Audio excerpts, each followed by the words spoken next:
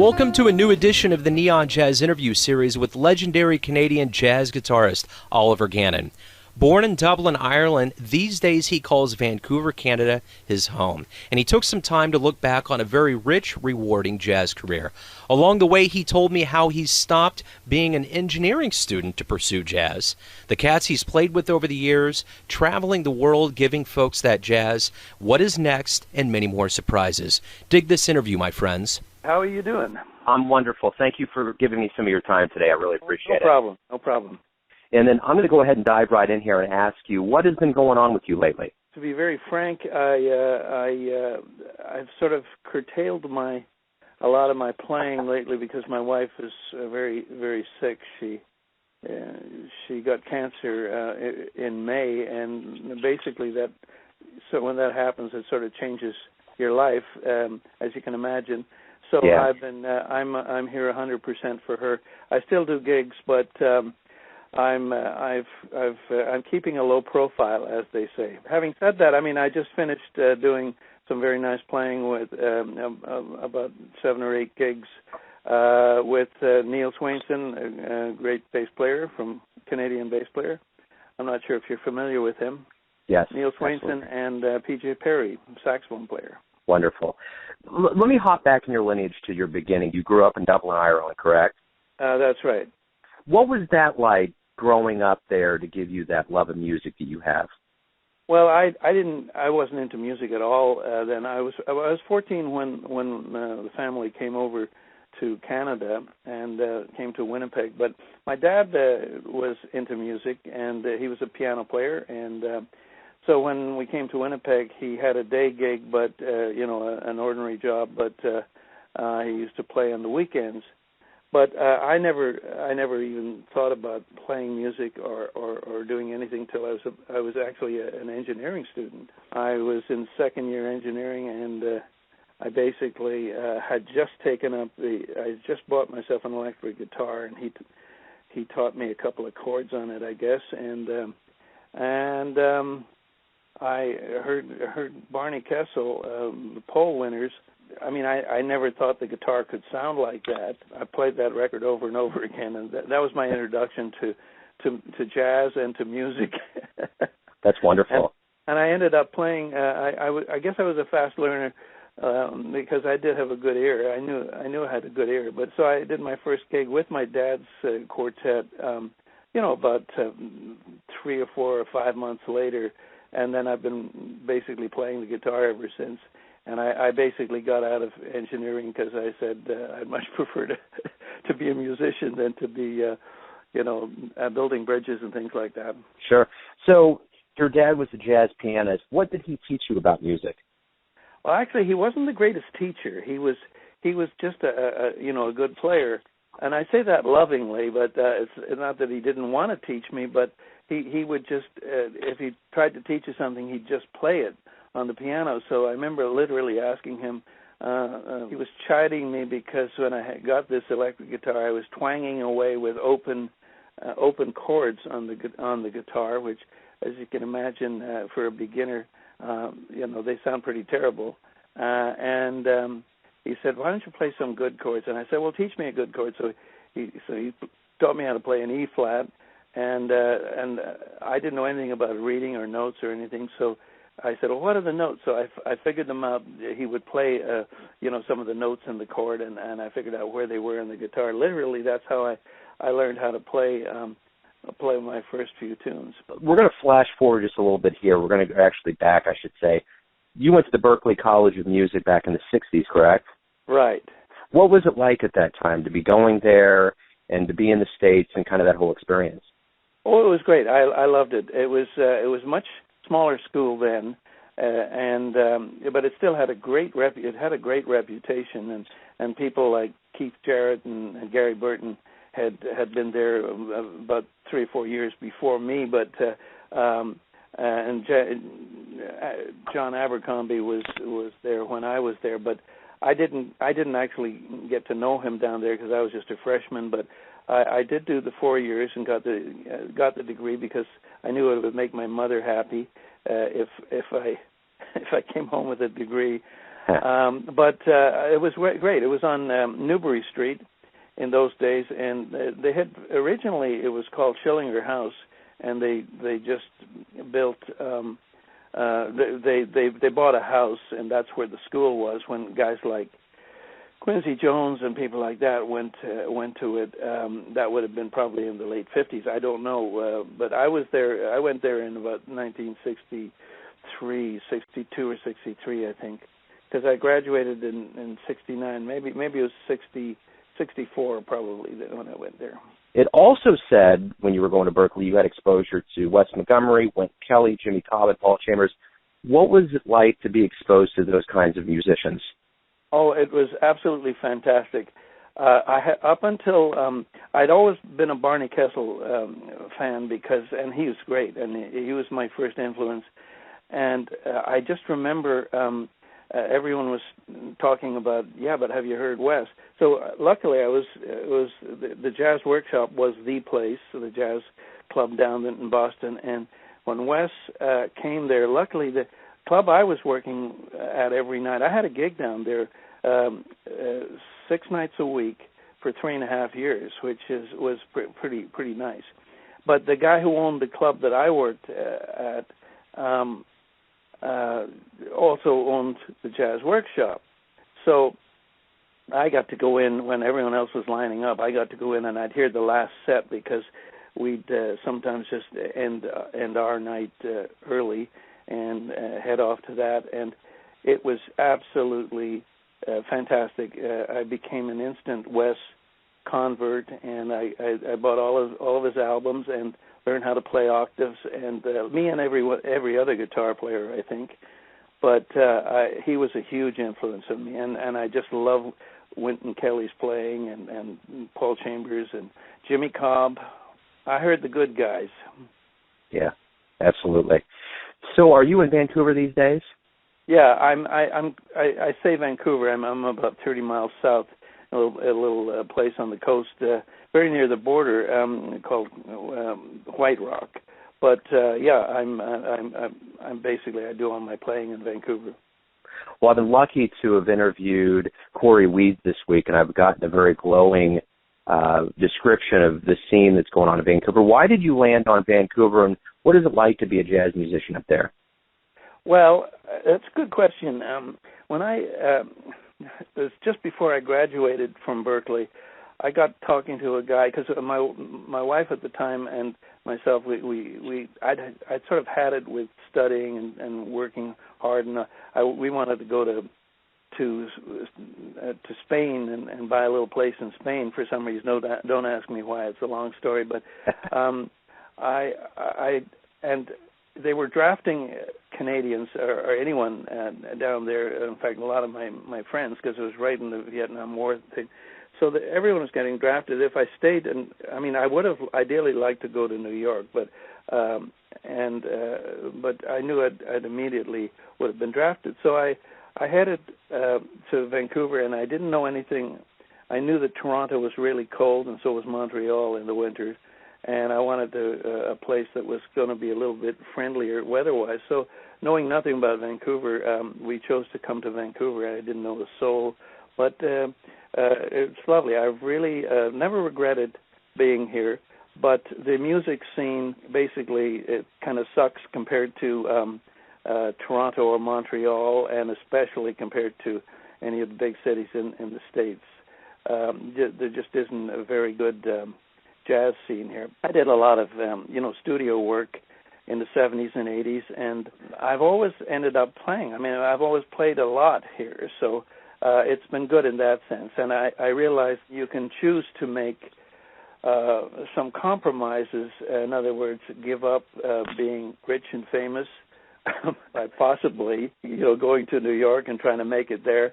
And I've been very happy just playing here, and there's some great players in Vancouver, and there always have been. So it's a nice place to be. Wonderful. So in 1970, you co-founded fusion group Pacific Salt. Talk to me a little bit about how that came about and what that experience was like for you. Yeah, Ian McDougall started it, and I had just come to Vancouver at the time, and they started Ian started hearing about me, and and playing in various clubs and things like that. So I thought it was great because these guys were all really good musicians, very good musicians, and we were kind of active for about 10 years, and we played a lot of fusion and that kind of thing. And in retrospect, I wish we had just stuck to playing like jazz messengers kind of stuff, but that was a different era, and Miles Davis was leading us all down the fusion path, if you know what I mean. Absolutely. So let me ask you this. You did a lot of collaborations with the late, great Fraser McPherson, and you have a 1983 Juno Award for Best Jazz Album. What was it like to work with him, and what's kind of your recollection of the memories that you've shared with him over the years? He was a great guy. He was about 15 years older than me, and he was more like an older brother, an older and wiser brother.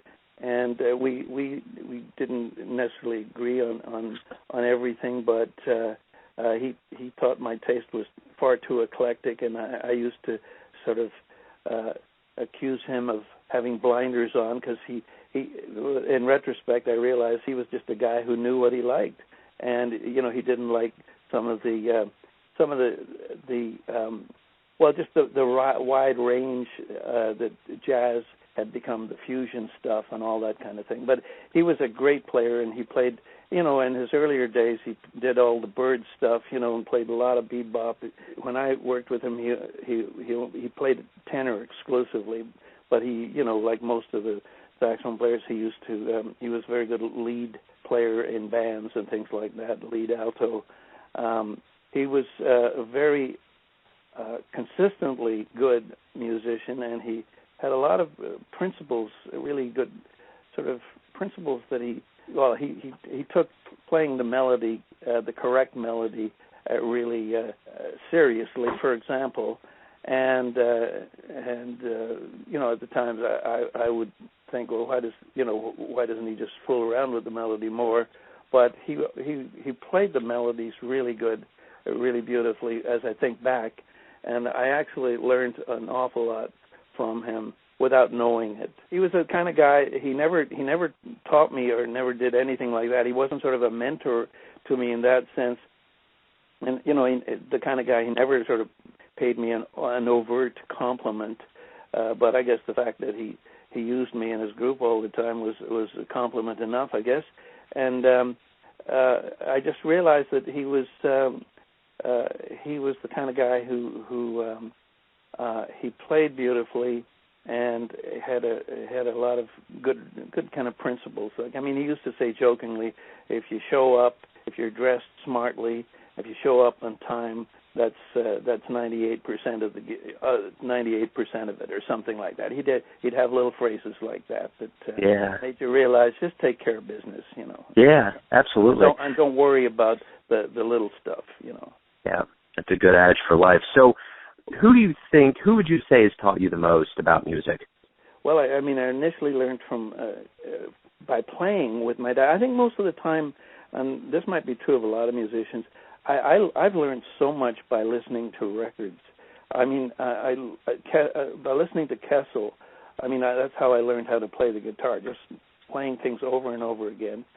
I never did. I was not the kind of guy. When I went to Berkeley, for example, I actually switched in my first semester from guitar to piano, because I thought I was out of tune all the time, but it was the damn horn players that were out of tune, and I'd spend all my time in the ensembles trying to get in tune with somebody, and the guitar. So, but the funny thing is, ironically, I ended up playing the guitar every night, but just it wasn't my major instrument. I was so busy with the gig every night and doing the school that I ended up not practicing the piano very much. But now, these days, now that I'm sort of semi-retired, I'm playing a lot of piano and really, really enjoying it. Yeah, I'm playing piano these days, and I'm not. I could go to 4 or 5 great piano player friends of mine that I play with, and they'd give me the shirt off the back teaching wise. But I'm preferring to do it all by myself. it's not an ego trip. It's just as Bill Evans once said, is the joy of discovery. I'm just really, really enjoying how to make the piano work, and luckily, of course, I know a lot of tunes, and I know the chords and things like that, and so I can play hundreds and hundreds of tunes on the piano. It's just that I need to learn how to play them better. Yeah, that's my goal for the next number of years. Very cool. So over the years, you've won a lot of awards, including in '03, you won the Jazz Guitarist of the Year by the Canadian Jazz Awards. Tell me, not your favorite award, but what award have you won that just kind of blindsided you? You're like, wow, just kind of got you in that certain way, you remember it. Actually, both of them got me because in '82 or '83, when we did do that album, that was just a radio show. We were supposed to have a CBC radio show, and we were supposed to have a bass player, Wyatt Ruther, who used to play with us in those days, and for various reasons he didn't show up, and so Fraser came to me, we were in the studio, and he'd just gotten the word that Wyatt wasn't going to be there, and he said, well, I guess it's you and me, kid. Okay, so I'd never done a duo in my life, because we always had bass, so I said, oh, this should be interesting, and after the gig, after the radio show was over, another bass player friend of mine said, how did it go? And I said, oh, I don't think it went too well. I mean, I've never done a duo gig before. So I'm telling you that story because it's sort of like a little background to, and then you end up winning the Juno Award for it. Yeah. Go figure, Yeah. That's funny. So that was a surprise. And the other one was one where people write in. I guess it was an online voting thing, and I didn't even know that I had been. I don't remember being nominated or doing anything for this. It's maybe just the way this thing worked. And then I got a call from the guys. I was actually in Hawaii at the time, and they had gotten my number and phoned me there, and said that I wanted. I couldn't figure out how. I didn't figure that anyone east of Winnipeg would have ever even heard of me, but so it was interesting. I guess it showed me there are people out there that actually do listen to some of the CDs that you're on. That was a big surprise, a really big surprise. And I was up against, I don't say up against because I didn't realize that it was even going on, but there were a lot of very good guitar players from the Toronto area. As I'm sure you know, that's a haven of pretty good guitar players there, that city. Let me ask you this. We've kind of gone over some traction of artists that you've loved and you've listened to and have been inspiring. If you could go back in time and witness one of these musicians live, where would you go and who would you see? Oh, that's an easy one for me.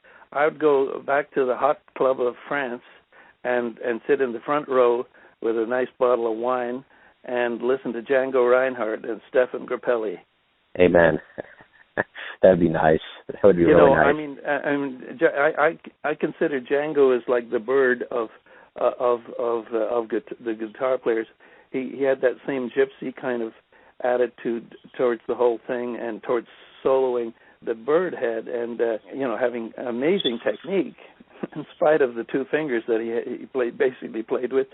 He was such an original, and some of his solos were absolutely amazing. I mean, almost any guitar player will tell you that. And then he played the same tune on another record and a totally different, equally great solo. So that would be great. But of course, I'd love to go back and hear more of Wes with Wynton. And I'd love to hear Miles. In the 50s with Coltrane, and then in the 60s, I'd love to hear. I mean, I sometimes think that the group with Ron Carter and Herbie was the best that the jazz ever got to. I mean, it in terms of the feeling those guys got, Let me ask you this. As a man that's dedicated his life to jazz, given the world so much good music, I got a very simple question for you. Why do you love jazz? Well, it's the swing. The thing that gets me about jazz, and always did get me about it, was the swing. Just like Duke said. I mean, and if I'm listening to jazz that's intellectual, I genuinely don't actually enjoy it very much. So I'm not into the intellectual side of it, and I'm not an intellectual player. I mean, basically, I'm an ear player, even though I did study all the right things to do, at Berkeley and that kind of thing. But I never think technically. I'm just literally trying to come up with little melodies and different ways of playing a tune. But my playing is very sort of in quotes inside rather than outside, and that doesn't bother me at all. I mean, I know I'm not a modern player. But if somebody says that I'm a swinging player, that's going to make me feel pretty good. Yeah, absolutely. So, by no means are you done with your career, but if you look back now that you're kind of at a point where you have some time to reflect a little bit, you're not as busy. When you look back on your life in the world of jazz, what would you like the world to remember you by? What you have given to the world of jazz? Well, let me think. Well, that's a tough one. Well, I'd like a person who listens to me to say, maybe as corny as it sounds, I'd like to think that they were going to tap their toes a little bit, and think that they like the way I'm maybe putting stuff together, and or how I'm interacting with the piano player or the bass player or whatever, and the trumpet player always used to talk about telling your story, in terms of soloing, and I'd like people to think that they like the way I'm telling the story. Beautiful. And this was a great story that you gave me. Oliver, thank you for taking a little time out, for your honesty, for your openness. I really appreciate you doing it. So thanks, Joe. Good to talk to you. Thanks for listening and tuning in to yet another Neon Jazz interview, where we give you a bit of insight into the finest players in New York, Kansas City, Canada, and spots all over the world. And thanks to the great Oliver Gannon for his vision, his honesty, and his quality music. If you want to hear more interviews, go to Famous Interviews with Joe Domino on the iTunes Store, or you can visit theneonjazz.blogspot.com for all things Neon Jazz. Until next time, enjoy the music, my friends.